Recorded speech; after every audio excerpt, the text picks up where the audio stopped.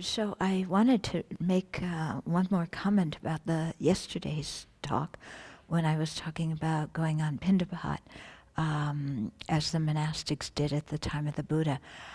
Pindapat, or alms round, was what all the ascetics did at the time of the Buddha. There were many different ascetic groups, and they all tried to live a simple lifestyle, be renunciants, and so they would go in the village, during the day, and people would make offerings to them of food. And so the Buddha, of course, being a wandering renunciate, set, up the Sangha in the same way. So it has a special meaning, which the meaning we can duplicate here, as I was talking about yesterday, going on Pindapat doesn't work so well in the US. Although maybe we can get a parade permit and then go do it like our friends at Shasta Abbey. But what it does is it sets up this relationship of dependency between the Sangha and the lay community. So the lay community would give food, and the Sangha would give teachings. And so sometimes, the Sangha would just wander, go in the village and collect alms, go back to the monastery and eat. Sometimes lay supporters would bring cooked food to the monastery, or I should say prepared food. Not everything was cooked, but prepared food to the monasteries. The monasteries didn't really appear until much later, aside from the 3 months of Varsa. They didn't really have settled monasteries until after the Buddha's passing. But during Varsa, they certainly brought food to the monasteries. They offered food in the towns, and then some people would invite the entire Sangha or a certain number of Sangha members to come to their home and offer a meal that way. And so whenever that happened, then after the meal, the Sangha would give a teaching. Yeah, and so it was this beautiful kind of interchange of the economy of generosity with the offering of food and the offering of the Dharma, so that everybody in the situation benefits. And so we try to duplicate that in a more modern context here at the Abbey. And so the lay community around us, brings food to the Abbey. Sometimes when people come for retreats, then they bring food, and it's shared with everybody at the retreat.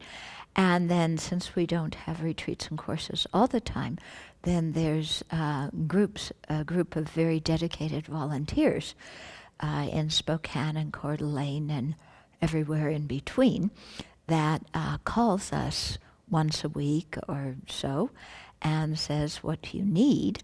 And then, when people request us and ask, what do you need? Then we tell them. We never call them and say, please get us this and this. So we don't ask for it ourselves, but only reply to requests. And we tell them, and then they do the shopping and come and offer the food. And so we've made a Dharma practice out of this to really remind ourselves of the interdependent nature, so that everybody in the situation can create great merit through the offering. And so yesterday, Tracy, one of our supporters in Spokane, asked me to talk about this and the different verses. So originally we started it so that when people came and offered food, they would recite a verse of offering, and the Sangha would recite a verse in response, and I composed these. And then the lay people requested, well, we want to make sure our mind is a Dharma mind when we go shopping for the groceries to start with. So please write something for that situation. So then another verse was written, Okay, so I'll read these to you and just explain a little bit. So here's what the people do before they go shopping for the groceries. After, when they've asked us what we've needed, we've responded, and then they go shopping. I should note before saying this is that this was the idea of the local supporters, and then what happened is other people and guests from far away said, we want to offer food too, but we don't live near you.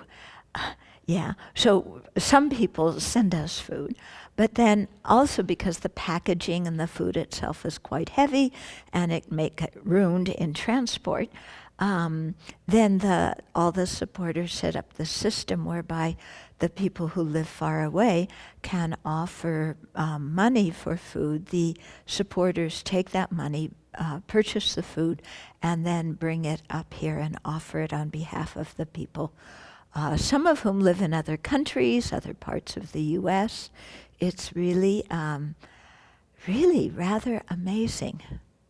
Yeah, and especially considering when we started this at the very beginning, I said at the Abbey we weren't going to buy any food, and people said you're going to starve.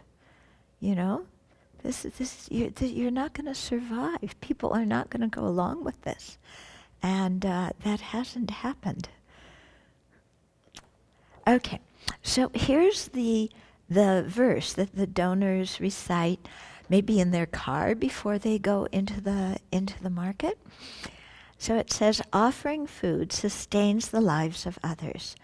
I delight in providing physical nourishment to the Sangha, knowing that their practice and the teachings they give as a result of it will nourish my heart and the hearts of many others. I will have a calm heart and mind while mindfully selecting appropriate items to offer, and will have a deep sense of satisfaction knowing that the Sangha appreciates this offering. We have a heart connection, and together we will create peace in a chaotic world. And so then they purchase the food, bring it up here, and then when they get here, we have a big alms bowl from Thailand. We take a portion of the food and put it in the alms bowl on a table. And then this is the verse that the people who are offering the food recite. And sometimes people will choke when they're offering this. Yeah, they're holding back tears. With a mind that takes delight in giving, I offer these requisites to the Sangha and the community. Through my offering, may they have the food they need to sustain their Dharma practice. They are genuine Dharma friends who encourage, support, and inspire me along the path. May they become realized practitioners and skilled teachers who will guide us on the path. I rejoice at creating great positive potential by offering to those intent on virtue, and dedicate this for the awakening of all sentient beings. Through my generosity, may we all have conducive circumstances to develop heartfelt love, compassion, and altruism for each other, and to realize the ultimate nature of reality. So it's really emphasizing that we're all in this boat together, and we help each other, and that, people are making a food offering out of a mind of real altruism and generosity without holding back, and that they see the value of the Sangha community in preserving and spreading the teachings. So after they say that, then the Sangha community, who's gathered also, recites a verse. And we recite, "Your generosity is inspiring, and we are humbled by your faith in the three jewels. We will endeavor to keep our precepts as best as we can, to live simply, to cultivate equanimity, love, compassion, and joy. and to realize the ultimate nature so that we can repay your kindness in sustaining our lives. Although we are not perfect, we will do our best to be worthy of your offering. Together, we will create peace in a chaotic world. So again, emphasizing how we're working together to create peace in a very chaotic world. And this verse that the Sangha recites is reminding ourselves that we're eating due to the kindness of other people, and that therefore we should hold our precepts as best as we can. We should study and practice and meditate, and then share the Dharma with others, so that we can repay their kindness, because without their kindness, our lives would not be sustained. Okay? And then a reminder to the lay people that we are not perfect. Yeah, because sometimes people say, oh, you're wearing robes. You're perfect. You never make mistakes. No, we're not. Yeah, but we're trying, and we're very committed to working on our minds. Okay, so that's how the whole thing of offering and receiving the offering of food works at the Abbey. And we've been doing this since 2003, or perhaps it was 2004 that we started.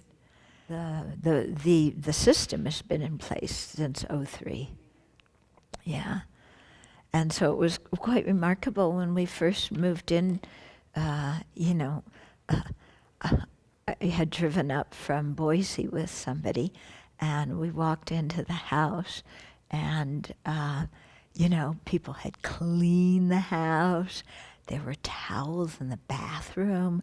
There was food in the kitchen. It was really quite amazing to walk in and find all this hospitality.